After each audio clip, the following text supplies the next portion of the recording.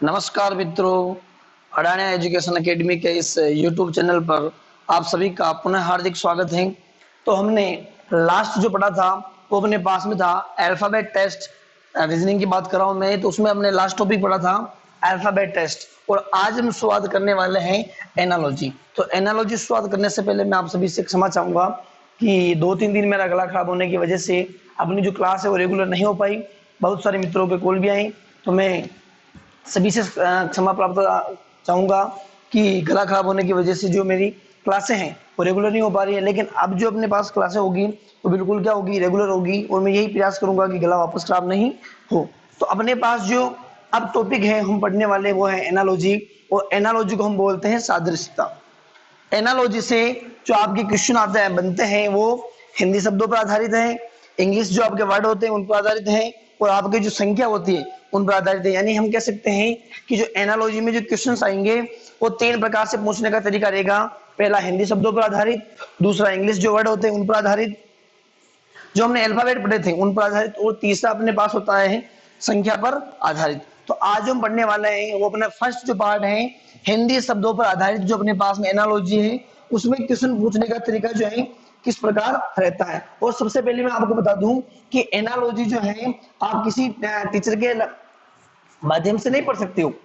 यानी आप एनालॉजी जो पढ़ोगे उसमें जो काम आने वाला वो आपका टैलेंट है कि आपको कितना जानकारी है किसी के बारे में। क्योंकि मैं तो ये जो तरीका है वो तरीका बता सकता हूँ, लेकिन जो आपकी नॉलेज है एनालॉजी में मैं जो बता रहा हूँ उससे रिलेटेड तो एक तरीका बनता है कि आपको क्वेश्चन किस प्रकार से करना है। बट जो एनालॉजी में जो क्वेश्चन बनते हैं वो आपके नॉलेज के ऊपर है कि आपको आपकी नॉलेज कितनी है और आप कितना सोच सकते हो कि आप कितना जानते हो।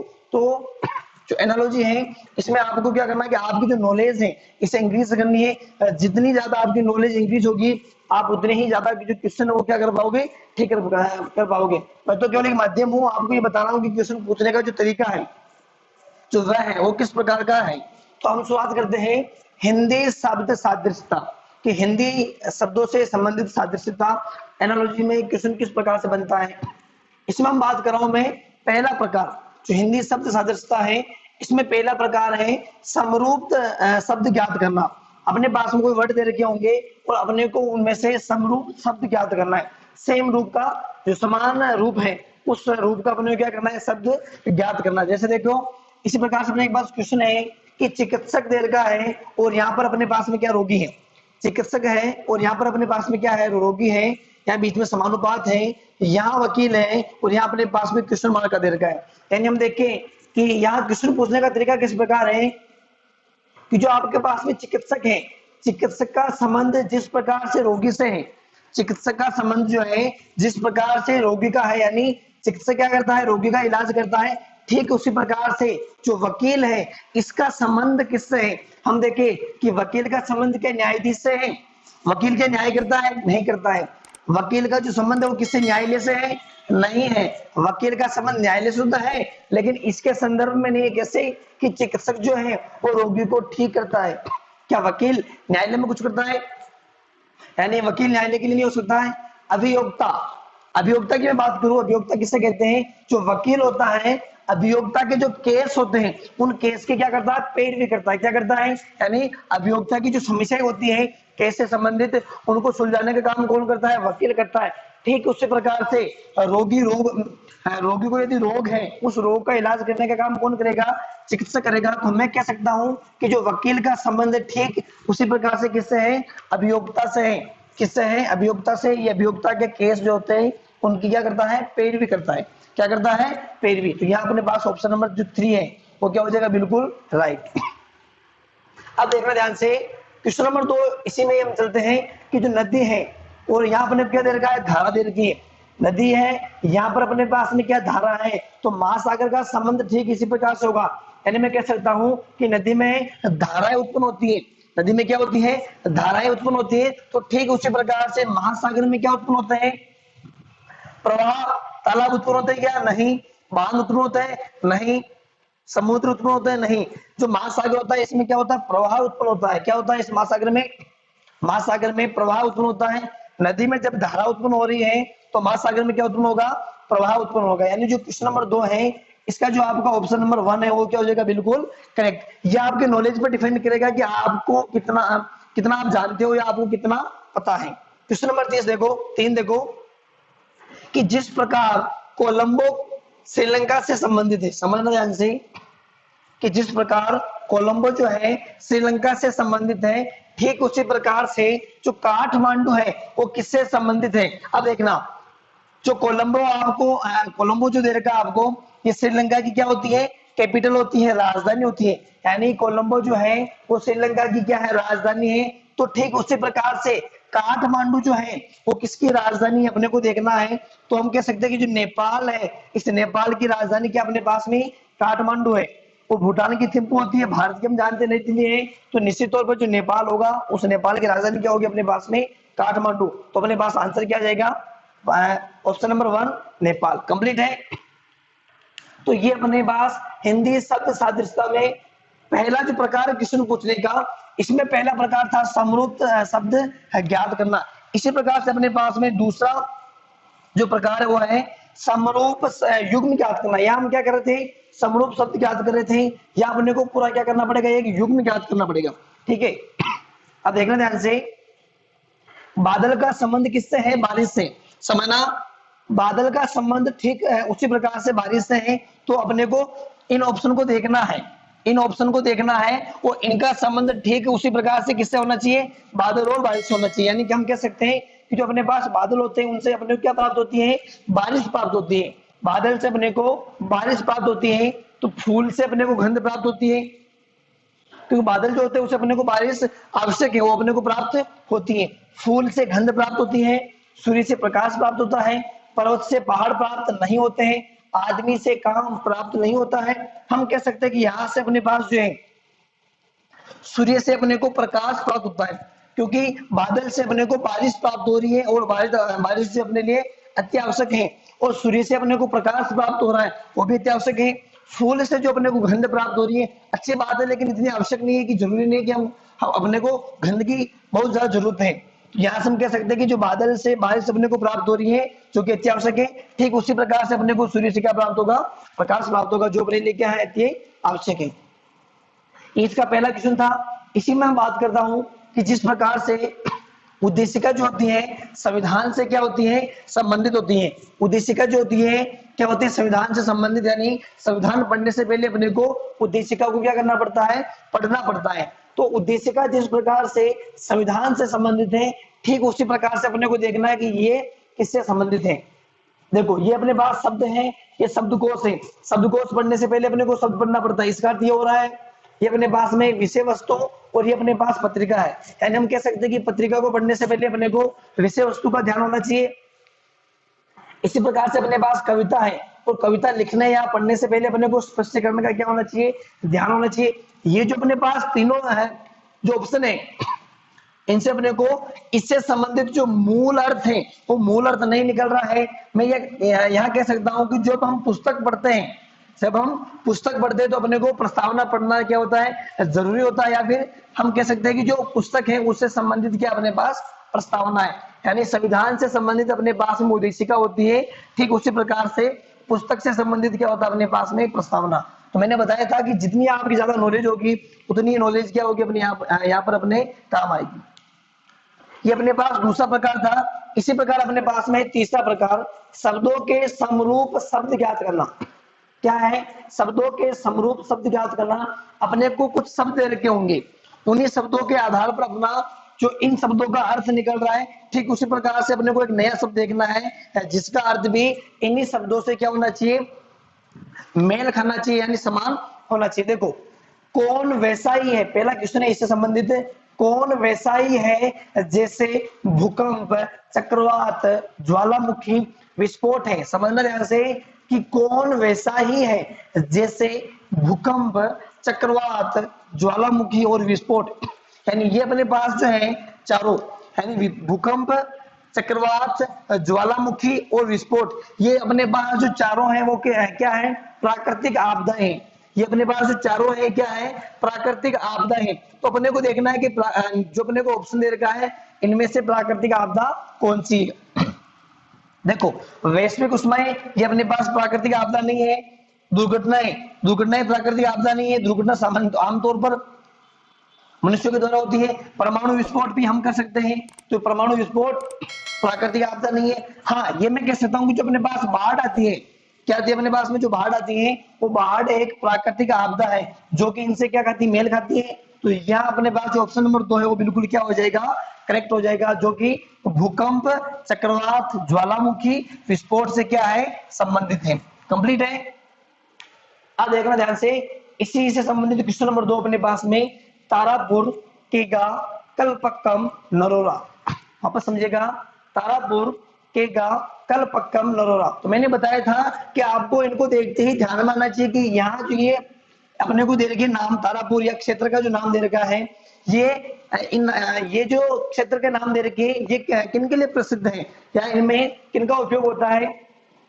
तो तारापुर, केगा, कलपक्कम, नरोरा, यहाँ पर हम कह सकते हैं कि परमाणु जो ऊर्जा संयंत्र केंद्र है, यहाँ पर अपने पास क्या है, परमाणु ऊर्जा संयंत्र केंद्र है यहाँ पर।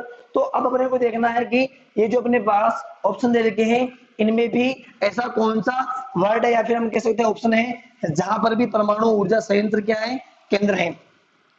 तो परमाणु संयंत्र केंद्र कहाँ पर होगा, देखो कोयना में नहीं है, कोयना जो है अपने पास में, इसमें परमाणु संयंत्र केंद्र नहीं है।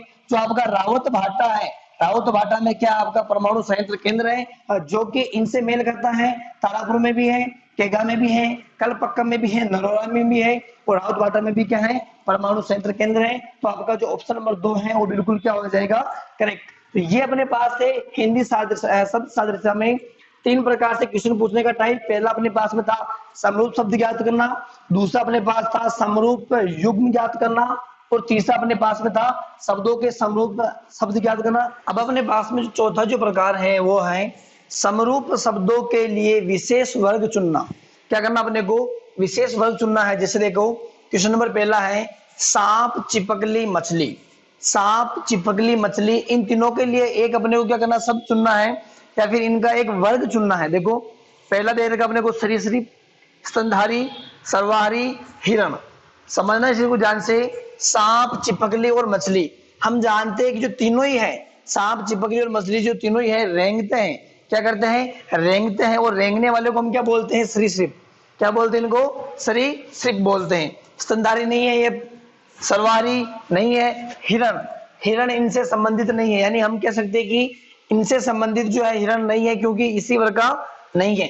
यानी तीनों जो है सरीसृप है, क्या है, तीनों ही रेंगते हैं।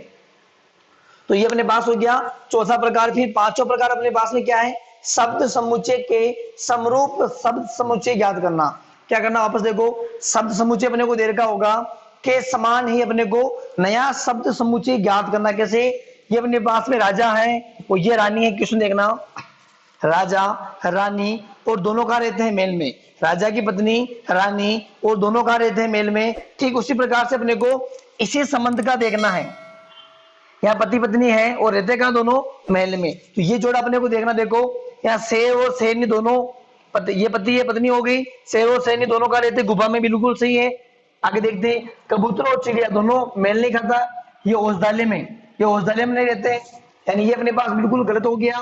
भौरा और मकड़ी झाड़ में रहते हैं, नहीं।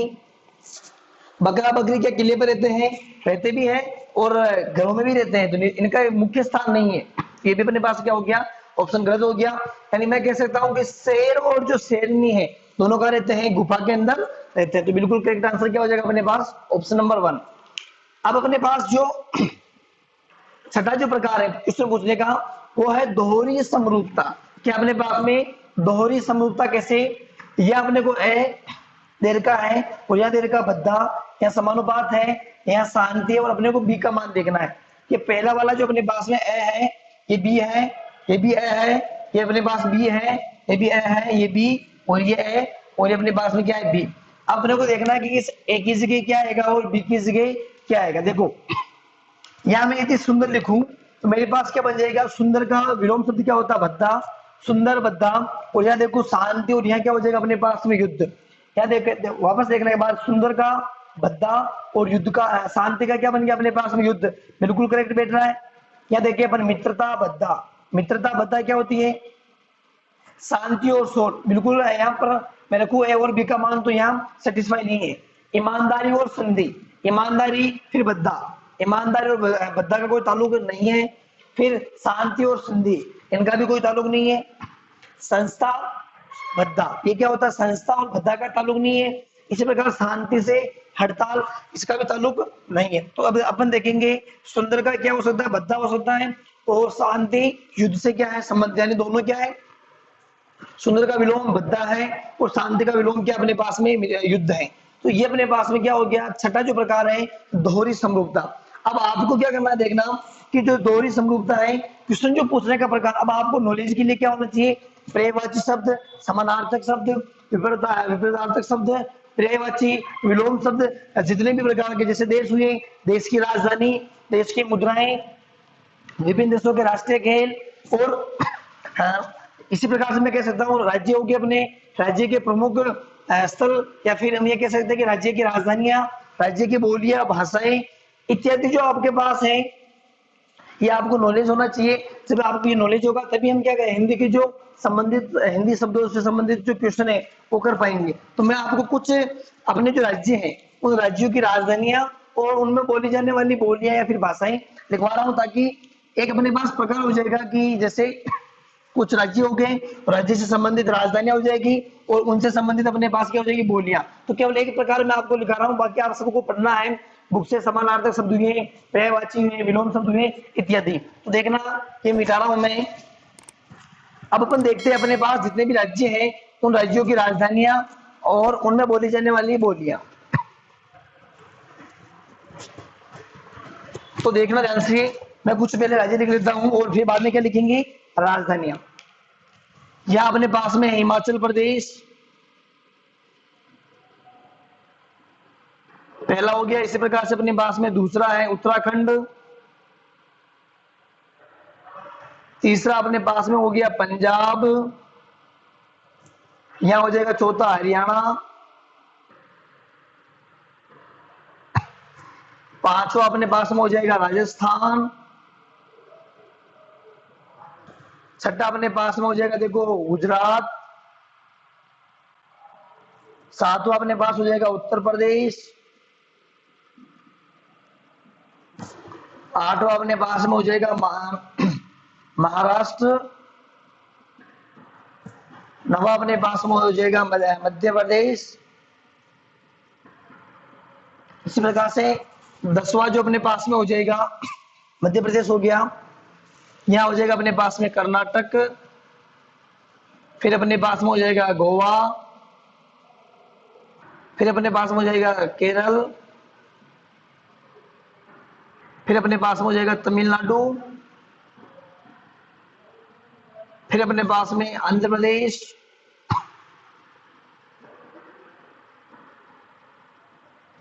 फिर अपने पास में हो जाएगा तेलंगाना, फिर अपने पास में उड़ीसा, फिर अपने पास में हो जाएगा पश्चिम बंगाल। इस प्रकार से अपने पास में हो जाएगा बिहार। ये अभी मैं बात करूंगा केवल अपने पास जो 18 राज्य, इन राज्यों की राजधानी और इनमें बोली जाने वाली बोलियों की। देखो ध्यान से, हिमाचल प्रदेश जो है इसकी राजधानी अपने पास में है शिमला। क्या है अपने पास में, शिमला। और यहाँ बोली जाने वाली प्रमुख भाषा हिंदी, पहाड़ी और गढ़वाली। क्या क्या भाषा है, हिंदी, पहाड़ी और गढ़वाली। देखो हिंदी तो हम जानते हैं भारत की प्रमुख भाषा है, तो वो तो अपने को कंफर्म है हर जगह बोली जाएगी, लेकिन उनके अलावा भी मुख्यतः जो भाषा है हिंदी होगी अपने पास में, यहाँ पर पहाड़ी, गढ़वाली। इसी प्रकार से मैं उत्तर प्रदेश की देखूं तो हिंदी अपने है ही है, फिर अपने पास में कुमाऊनी हिंदी होगी अपने पास में, कुमाऊनी हो गई। और पंजाब की मैं बात करूं तो अपने पास हो जाएगी पंजाबी, हरियाणा में हो जाएगी अपने पास में हिंदी, राजस्थान में अपने पास में राजस्थानी, और क्या होती है अपने पास में हिंदी। अब देखना ध्यान से, ये तो मेरे पास में हिमाचल प्रदेश की राजधानी क्या होगी, शिमला। ये भाषा हिंदी, पहाड़ी, गढ़वाली, और यहाँ पर भी गढ़वाली बोली जाती है, कम तौर पर यहाँ है लेकिन भाषा तो है उनकी पंजाब पंजाबी, हरियाणा हिंदी, राजस्थान राजस्थानी। एक बार इनकी राजधानी भी देख लो, उत्तराखंड की राजधानी है अपने पास में देहरादून, पंजाब की है चंडीगढ़, इसी प्रकार से हरियाणा की भी क्या है, चंडीगढ़ है, और राजस्थान की जयपुर है। और यहाँ बोली जाने वाली बोली कौन सी है, राजस्थानी और हिंदी। गुजरात में गुजराती है, भाषा है, और राजधानी क्या है, गांधीनगर। राजधानी क्या है, गांधीनगर। उत्तर प्रदेश की लखनऊ है, और वहां बोले जाने वाली भाषा है अपने पास हिंदी, हिंदी और उर्दू। कौन सी भाषा बोली जाती है वहां पर, हिंदी और उर्दू। महाराष्ट्र में अपने पास में है मराठी। महाराष्ट्र में कौन सी बोलते हैं, मराठी बोलते हैं। और महाराष्ट्र की राजधानी क्या है, महाराष्ट्र की राजधानी है मुंबई। इसी प्रकार से मध्य प्रदेश, इसकी राजधानी है भोपाल, और भाषा कौन सी बोलते हैं मध्य प्रदेश में, केवल हिंदी भाषा बोलते हैं। कौन सी भाषा बोलते हैं, हिंदी। इसी प्रकार से अपने पास में कर्नाटक, राजधानी है बेंगलोर। और यहाँ भाषा की मैं बात करूं तो कर्नाटक की राजधानी बेंगलोर हो गई, और भाषा बोलते हैं यहाँ पर कन्नड़। कौन सी भाषा बोलते हैं, कन्नड़। गोवा की बात करूं तो राजधानी है इसकी पणजी, और इसकी जो भाषा है वो है कोंकणी। कौन सी भाषा है, कोंकणी। केरल की बात करूं तो इसकी राजधानी है तिरुवनंतपुरम, तिरुवनंतपुरम, और इसकी जो भाषा है वो है मलयालम, मलयालम। इसी प्रकार से तमिलनाडु है, तमिलनाडु की राजधानी अपने पास में राय, तमिलनाडु ये हो गया अपने पास में। तमिलनाडु की मैं भाषा की बात करूं तो मेरे पास में होती है भाषा कौन सी, तमिल। कौन सी भाषा अपने पास में, तमिलनाडु की ये भाषा होगी अपने पास तमिल। आंध्र प्रदेश की बात करूं तो राजधानी अपने पास में लखनऊ, तमिलनाडु की राजधानी चेन्नई है, आंध्र प्रदेश की लखनऊ। और तेलंगाना की भी क्या है, लखनऊ ही राजधानी ना, आंध्र प्रदेश। और जो अपने पास, सॉरी, लखनऊ तो अपने पास में उत्तर प्रदेश की थी, आंध्र प्रदेश और तेलंगाना की राजधानी अपने पास में हैदराबाद। क्या है, आंध्र प्रदेश की राजधानी और तेलंगाना की है हैदराबाद। यहाँ जो भाषा है वो कौन सी है, तेलुगु और उर्दू। कौन सी भाषा है, तेलुगु और उर्दू। और तेलंगाना में भी कौन सी है, तेलुगु और उर्दू। कंप्लीट है। ये अपने पास उड़ीसा है, और इसकी राजधानी है भुवनेश्वर, और इसकी जो भाषा है वो है उड़िया। ये अपने पास पश्चिम बंगाल है, और पश्चिम बंगाल की राजधानी है अपने पास में कोलकाता, और प्रमुख भाषा हिंदी तो ही है, ठीक है। और यहाँ अपने पास में बिहार है, बिहार की राजधानी है पटना, और इसकी जो भाषा है वो है मैथिली। कौन सी भाषा है, मैथिली भाषा है बिहार की, और हिंदी तो ही है।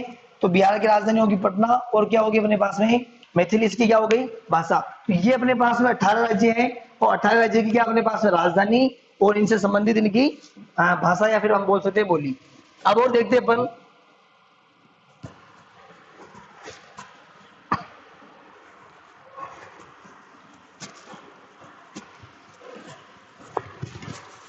अब मैं बात करता हूं अपने पास में 19 नंबर पर है असम, फिर अपने पास में सिक्किम, फिर अपने पास में है त्रिपुरा, फिर अपने पास में है अरुणाचल प्रदेश,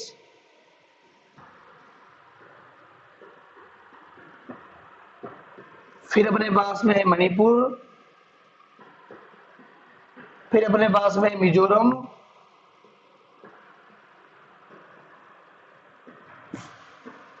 फिर अपने पास में मेघालय। असम हो गया, सिक्किम हो गया, त्रिपुरा हो गया, अरुणाचल प्रदेश हो गया, मणिपुर हो गया, मिजोरम हो गया, मेघालय हो गया। इनकी राजधानी की बात करते हैं अपन, और भाषा की बात करते हैं। असम की राजधानी अपने पास में है दिसपुर, और इसकी जो भाषा है वो है असमिया। क्या है भाषा, असमिया। कंप्लीट है। सिक्किम की राजधानी है गंगटोक, और गंगटोक, और यहाँ की जो भाषा है सिक्किम, सिक्किम चूंकि नेपाल के पास में, तो यहाँ नेपाली भी बोली जाती है, क्योंकि अपने पास में नेपाली। त्रिपुरा की राजधानी अगरतला, ये बांग्लादेश के नजदीक पड़ता है, तो यहाँ की भाषा होगी बांग्ला, हिंदी तो बोलती है खैर। और ये आपका अरुणाचल प्रदेश हो गया, यहाँ की इसकी राजधानी ईटानगर, ईटानगर हो गया। और इसकी भी भाषा क्या है, असमिया ही है। इसके अलावा भी और बोलियां बोलते हैं, मणिपुर, मणिपुर की राजधानी इम्फाल और यहाँ की भाषा है माओ। क्या है यहाँ की भाषा? माओ है। ये अपने पास में हो गया मिजोरम, जिसकी राजधानी है आइजोल, और इसकी राजधानी अपने पास में मिजो। क्या है इसकी राजधानी? मिजो है। ये अपने पास में मेघालय, जिसकी राजधानी क्या है? शिलांग। कंप्लीट है। ये अपने पास में 25 राज्य हो गए। और देखते हैं अपन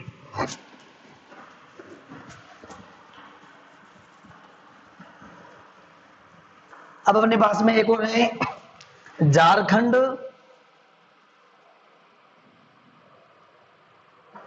झारखंड की अपने पास में राजधानी क्या है? रांची है। और यहाँ जो बोली जाने वाली बोली है प्रमुख रूप से, वो अपने पास में क्या है? हिंदी है। तो ये अपने पास में कुछ 26 राज्यों के मैंने आपको राजधानियां और जो वहां बोली जाने वाली जो भाषा है वो भाषा बताई। इनके अलावा भी और आप देखें कि इनकी मुख्यतः भाषाएं क्या विशेष तौर से बोली भी जाती हैं। तो ये अपने पास में कुछ राज्यों की राजधानी और क्या होगी? अपने पास में बोलियां होगी। अब मैं क्या करूंगा? आपको कुछ देश लिखवा रहा हूं और उन देशों की क्या लिखूंगा? राजधानियां, और उनसे संबंधित उनमें जो मुद्राएं उनकी वो लिखवा दूंगा। तो अगला जो अपना टॉपिक है वो क्या हो जाएगा? प्रमुख देश और देश की राजधानियां और क्या हो जाएगी? उनकी मुद्राएं, जो कि अपने पास में इस प्रकार है। ये मेरे पास कुछ 20 देशों के नाम हैं। इन देशों की हम राजधानी और मुद्रा के बारे में बात करेंगे।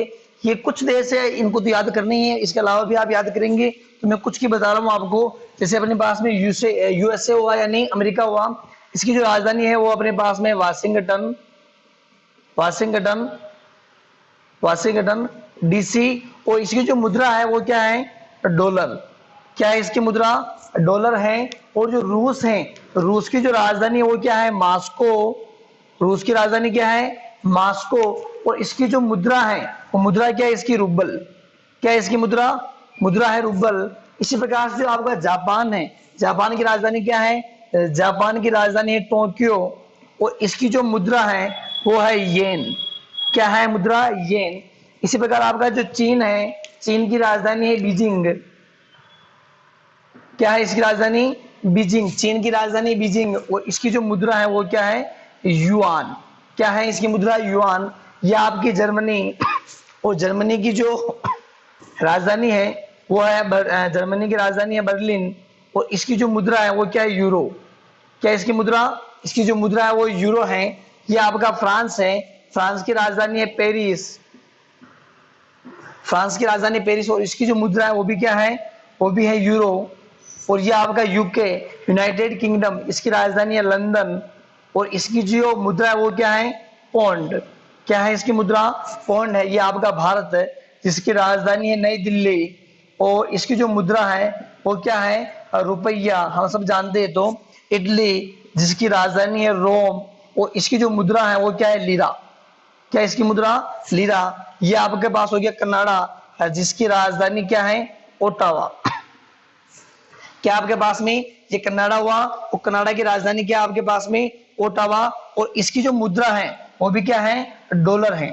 क्या है इसकी मुद्रा? डॉलर। यानी अपने पास में जो 10 देश हो गए, यूएसए की राजधानी वाशिंगटन डीसी, मुद्रा है डॉलर। रूस की राजधानी मॉस्को, जो मुद्रा है रूबल। जापान की टोक्यो, मुद्रा येन। चीन की बीजिंग और मुद्रा युआन। जर्मनी की बर्लिन, मुद्रा यूरो। फ्रांस की पेरिस, मुद्रा यूरो। यूके की यूनाइटेड किंगडम यानी ब्रिटेन की राजधानी लंदन, मुद्रा पौंड। भारत की नई दिल्ली, मुद्रा रुपया। इटली की राजधानी रोम, मुद्रा लीरा। और कनाडा की राजधानी ओटावा, और मुद्रा क्या होगी इसकी? डॉलर। ऑस्ट्रेलिया की राजधानी है कैनबरा, कैनबरा। और इसकी जो मुद्रा है वो क्या है? ऑस्ट्रेलियाई डॉलर। क्या है इसकी मुद्रा? ऑस्ट्रेलियाई डॉलर। कंप्लीट है। ये आपका म्यांमार है, जिसकी राजधानी नायपीयदो। इसकी राजधानी क्या है? नायपीयदो। और इसकी जो मुद्रा है वो क्या है? क्यात। क्या है इसकी मुद्रा? क्यात है। ये आपका पाकिस्तान हो गया, जिसकी राजधानी इस्लामाबाद है। और इसकी मुद्रा क्या है? रुपया। क्या है इसकी मुद्रा? रुपया। यह आपका हो गया अफगानिस्तान, जिसकी राजधानी क्या है? काबुल। और इसकी जो मुद्रा है वो है अफगान। क्या है? अफगान। कंप्लीट है। इसी प्रकार आपका ये है बांग्लादेश, और बांग्लादेश की जो राजधानी वो है ढाका। और यहाँ जो मुद्रा चलती है, मुद्रा का नाम है टक्का। क्या है? टक्का। और ये आपका भूटान, जिसकी राजधानी है थिम्पू। और यहाँ जो मुद्रा है वो है गुलट्रम। क्या है? गुलट्रम। इसी प्रकार से आपका नेपाल, और नेपाल की राजधानी अपने पास में है, नेपाल की जो राजधानी है वो आपके पास में है काठमांडू। और यहाँ पर भी जो मुद्रा है वो क्या? नेपाली रुपया। क्या है? नेपाली रुपया। कंप्लीट है। ये आपका श्रीलंका है, और यहाँ जो राजधानी इसकी वो है कोलंबो। और यहाँ जो मुद्रा है इसकी, श्रीलंका की जो मुद्रा है वो है रुपया। और यहाँ अपने पास रुपया था, यहाँ क्या है? रुपया। ये आपके पास मालदीव है, जिसकी राजधानी है माले। और यहाँ की जो मुद्रा है वो भी क्या है? रुपया। और ये आपके पास इंडोनेशिया, जिसकी राजधानी है जकार्ता। और इसकी जो मुद्रा है वो भी क्या है? रुपया। क्या मुद्रा है? रुपया। यानी ये मेरे पास में 20 देश हुए, और 20 ही देश के मैंने आपको नाम और राजधानी साथ में क्या लिखी हुई? मुद्रा।